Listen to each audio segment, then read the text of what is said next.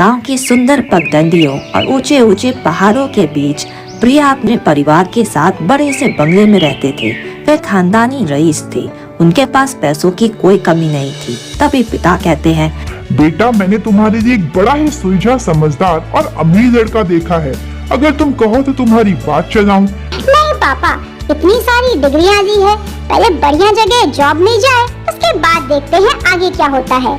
दरअसल गांव के सबसे बड़े कॉलेज में अपनी रईसी के कारण प्रिया मशहूर थी। एक दिन प्रिया की मुलाकात राहुल से होती है, जो उसी पार्क में टहलने आया होता है। अरे राहुल, मुझे ना तुमसे कुछ नोट्स चाहिए था। नोट्स? तुम इतने बड़े कॉलेज में पढ़ती हो और मैं सरकारी कॉलेज में। खैर, मैं तुम्हारी मदद कर दूंगा। तो इस तरह हर रोज प्रिया राहुल से मिलती और उससे अपने सारे क्वेश्चंस का आंसर भी पा लेती। दोनों के बीच में गहरी दोस्ती हो गई। हर रोज दोनों पार्क में बैठते और खूब सारी गपशप के बीच में पढ़ाई भी किया करते और दोनों की दोस्ती एक दिन प्यार में बदल गई। आखिरकार राहुल को एक मैकेनिक गैराज में नौकरी मिल गई, जो बहुत ज्यादा नहीं थी। तो वही प्रिया बहुत अमीर घराने से थी। दोनों की बात शादी तक पहुंच गई। राहुल अपने पिता से कहता है, पिताजी, मुझे एक लड़की पसंद है। मैं उसे बहुत पसंद करता हूँ। मेरी उससे शादी करवा दो। तभी माँ कहती है, अरे बेटा, क्या तुमने सुना नहीं, अपनी औकात से बढ़कर कभी भी पैर नहीं फैलाना चाहिए। वो ठहरी इतने बड़े घर की। नहीं, हम ये रिश्ता नहीं कर सकते। वही प्रिया भी अपने माता पिता से बात करती है। तभी उसके पिता कहते हैं, क्या बस एक छोटा सा मैकेनिक? उसकी तनख्वाह कितनी होगी? ज्यादा से ज्यादा 20 से 30 हजार। और तुम इतने बड़े कॉलेज में पढ़ी हो, इतनी सारी डिग्री है, फिर भी तुम उससे शादी करना चाहती हो। लेकिन किसी न किसी तरह संजोग से दोनों का विवाह हो जाता है और शादी के बाद प्रिया अपने ससुराल में आती है, जिसकी हालत कुछ खास ठीक नहीं होती। इसके बावजूद वह अपनी सास की रसोई घर में मदद करती है। दोनों बैठ के खूब गपशप किया करते और रसोई घर में प्रिया कभी शाही पनीर तो कभी पूरी पकवान अक्सर बनाया ही करती। उसके हाथों में जादू था। उसके हाथ का बना हुआ खाना परिवार में सबको पसंद था। वह खाना बनाने के बाद अपने ससुर, सास और अपने पति राहुल को खाना परोसा करती। अजी, हम तो बहुत ही भाग्यशाली हैं जो हमें ऐसी बहू मिली है। शादी के 1 महीने बाद ही प्रिया को बड़ी सी कंपनी से जॉब लेटर आता है। अरे राहुल, ये देखो, जरा पढ़ो तो सही, इसमें क्या लिखा है। अरे वाह, इसमें तो लिखा है कि तुम्हारी बड़े से मल्टीनेशनल कंपनी में जॉब लग गई है और तुम्हारी सैलरी 80,000 है। अरे वाह, मजा आ गया। हाँ, अब हम दोनों मिलकर कमाएंगे और घर की सारी परेशानियों को दूर कर देंगे। तो माँ जी, सुना आपने? हाँ बहू, तुमने तो मेरा नाम रोशन कर दिया। पूरे कुल खानदान ने मेरी वाहवाही कर दी। एक तरफ प्रिया घर का काम भी संभालती, अपने परिवार को भी देखती। उसके ससुर तो हमेशा उसकी तारीफ किया करते और दूसरी ओर वे ऑफिस भी जाया करती। उसकी सास हर रोज उसके लिए गरम गरम टिफिन, रायता, पूरी और शाही पनीर दाल मखनी बनाया करती, जिसे वे ऑफिस में खाती और मजे से अपना काम भी करती। लेकिन आखिरकार कहते हैं कि पैसा सबको रंग बदलने में ज्यादा देर नहीं करता। कुछ ही दिनों बाद अचानक से प्रिया खूब सारी शॉपिंग करने लग जाती है। महंगी महंगी साड़ियाँ, महंगे महंगे गहने, ये सब कुछ दिनों तक तो चलता रहा। लेकिन जब प्रिया की फिजूल खर्ची बढ़ गई तो पति ने भी बहुत गुस्सा किया। अरे इस तरह तो सारे पैसे खर्च हो जाएंगे। जरा सोचो तो सही, हमें सेविंग्स भी करनी है। हाँ बेटा, राहुल एकदम ठीक कह रहा है। अगर सारे पैसे ऐसे ही उड़ाते रहोगी तो कल को हमारे पास क्या बचेगा। जरा सोचो तो सही, अगर घर में 2-4 पैसे ज्यादा आएंगे तो अच्छा खाएंगे, अच्छे कपड़े तो पहन ही रहे हैं। साथ ही साथ मैं तो सोच रही हूँ कि अच्छी जगह मकान भी खरीद ले। हाँ, माँ बिल्कुल ठीक कह रही है। अब ये फिजूल खर्ची बंद करो। ओहो, तुम तो ठहरे आखिर गरीब के गरीब ही रहोगे। अरे पहले की बात कुछ और थी, अब हमारे पास पैसा है।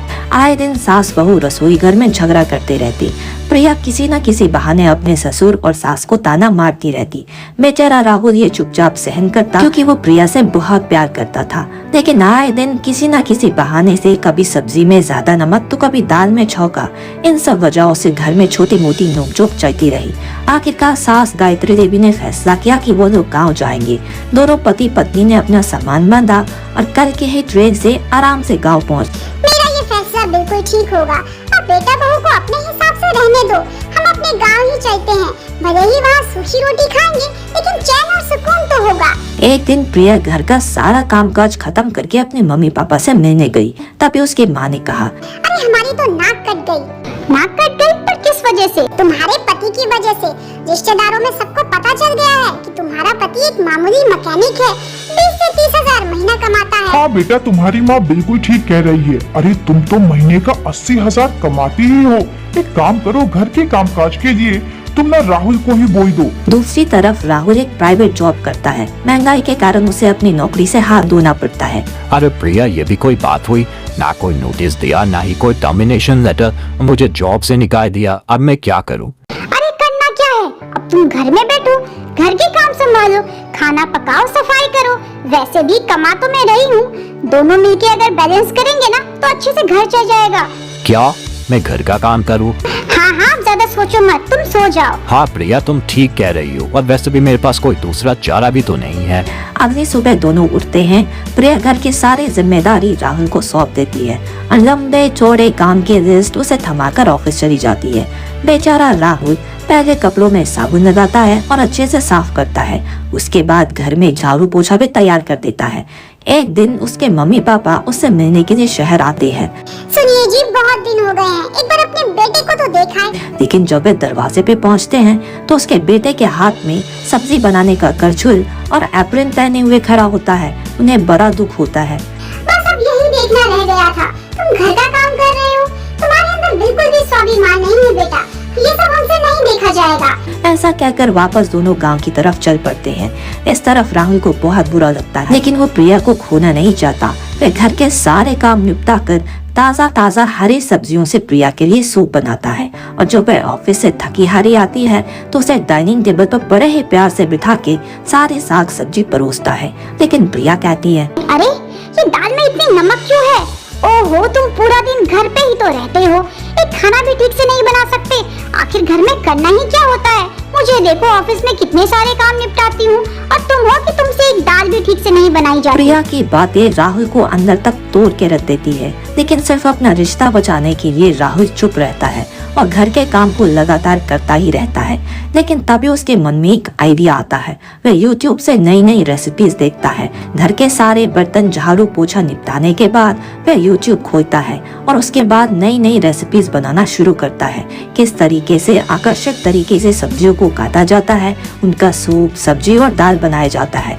धीरे धीरे वह खाना बनाने में एक्सपर्ट हो जाता है और वह मछली चावल भी बना लेता है। एक बार वो शेफ के कंपटीशन में पार्ट लेता है, और होना क्या था, कड़ी मेहनत के बाद उस शेफ के कंपटीशन में पर फर्स्ट नंबर पे आता है। सभी लोग उसके डिश से बहुत खुश होते हैं और आखिरकार 3 लाख का इनाम और चमचमाती हुई ट्रॉफी राहुल के हाथ में होती है। वह प्रिया को भी ऑफिस में जाकर दिखाता है। प्रिया के ऑफिस में भी सब लोग टीवी पर राहुल को फर्स्ट आते हुए देखते हैं। राहुल घर आता है और प्रिया से कहता है, अरे प्रिया, जरा ये लेटर तो पढ़ो। हाँ हाँ, दिखाओ। अरे वाह, इसमें तो लिखा है कि तुम्हें महीने के 2 लाख रुपए सैलरी मिलेगी। बड़ा अच्छा हो जाएगा।